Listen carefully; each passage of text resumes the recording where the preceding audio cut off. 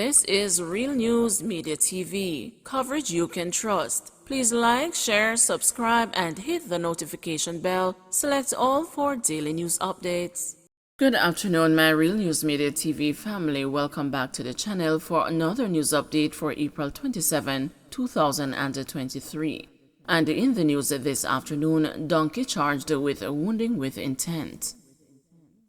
A 31-year-old Hanover man was arrested and charged with wounding with intent after allegedly chopping a man with a machete during a dispute in his community on Saturday, April 22. Charged is Shamir Smith, otherwise called the Donkey, of Hoist-de-Brisset, Lucy, Hanover. Reports are that about 2 a.m., Smith and the complainant were in an altercation. Smith allegedly left and returned with a machete, which he used to inflict chop wounds to the victim. He was taken to the hospital where he was admitted for treatment. Smith was charged after a question and answer session. His court date is being finalized. Opposition calls for update on SSL fraud probe. The opposition People's National Party is calling on law enforcement officials to provide an update on the status of investigations into the massive fraud uncovered at the Stocks and Securities Limited.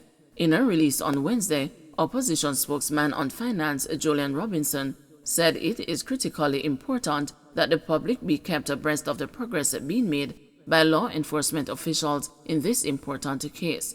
While it is in the public domain that one individual has been arrested and charged, we want to know whether other persons are being pursued and the status of those probes. Robinson said it is important to note that the hundreds of investors who were fleeced of their monies have no idea whether they will be repaid and have received no communication at all about the ongoing probe. Timely communication is important in restoring public confidence in the financial services sector, which was rocked by the SSL fraud, Robinson added. The fraud case, which came to light early January 2023, involved the accounts of about 40 investors. It quickly gathered steam after news emerged that among the investors was Jamaica's sprint hero Usain Bolt, who is reported to have lost just over $12 million. Later, a former employee of the company, Jean Ann Panton, appeared in court on a number of charges related to the fraud case. She has since been remanded. SSL has been put under the supervision of the Bank of Jamaica and a revamped Financial Services Commission as investigations continue. New worker permit processing coming.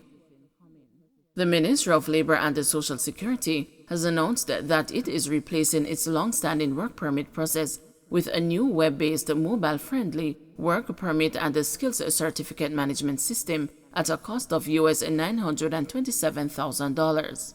The change is scheduled to be completed in October this year, according to Labor and Social Security Minister Carl Samuda. He made the announcement during his contribution to the 2023-2024 sectoral debate in the House of Representatives on Wednesday. Currently, the average processing time for applications that meet all the requirements is 6 to 8 weeks.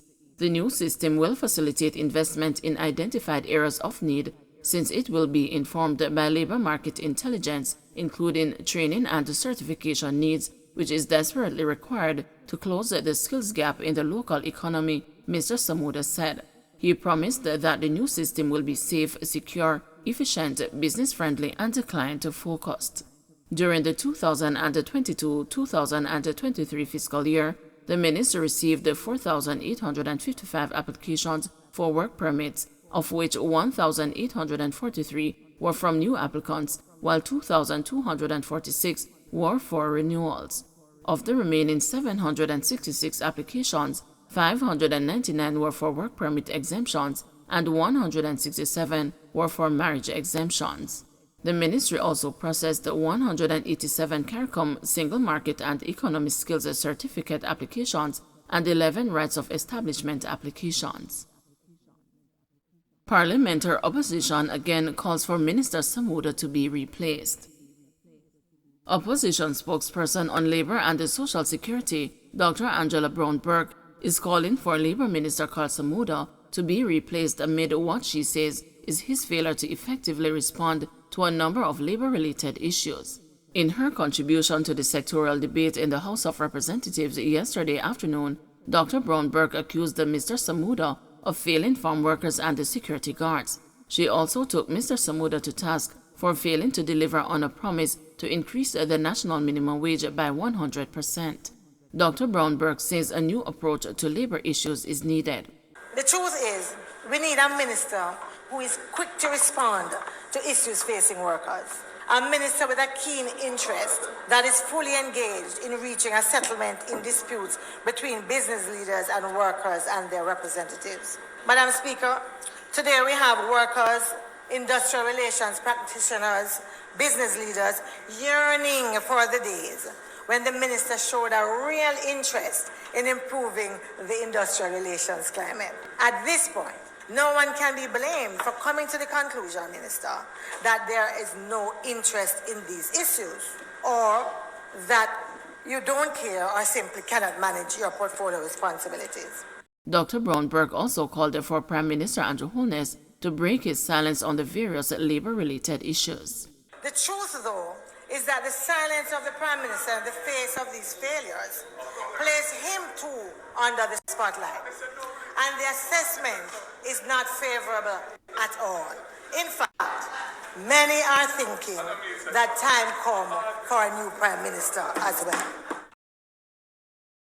Firearms seized in Falmouth.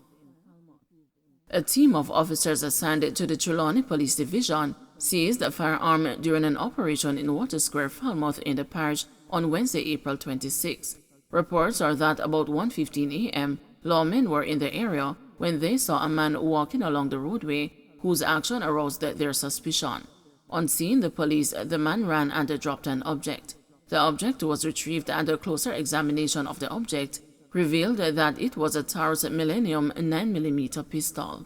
No one was arrested in relation to the seizure. Investigation continue.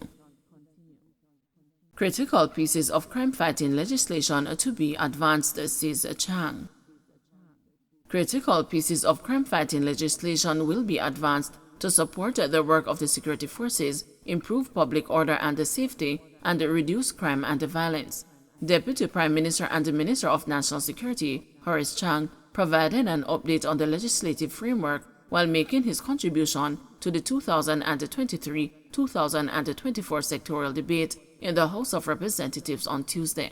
He said changes will be made to the Immigration Restriction, Commonwealth Citizens and Aliens Act and the Law Reform Zones of Special Operations Amendment (ZOZO) bill this year. Dr. Chang stated that other pieces of legislation that have been prioritized for conclusion this year include amendments to the Fingerprint Act and a further amendment to the Proceeds of Crime Act to include provisions for unexplained wealth. The pieces of legislation that have been passed and enacted include the Anti-Gang Amendment Act, the Major Organized Crime and Anti-Corruption Agency Law and Regulations, the Corrections Amendment Act 2021, the Trafficking in Persons Amendment Act, and the Firearms Prohibition Restriction and Regulation Act 2022. Successful crime fighting depends on three legs: good policing, effective social intervention, and of course, a robust legislative framework. This government is developing a modern legislative framework, and we have done major work, but there's more to be done, he said. Don't forget to like, share, subscribe, and hit the notification bell. Select all for daily news updates.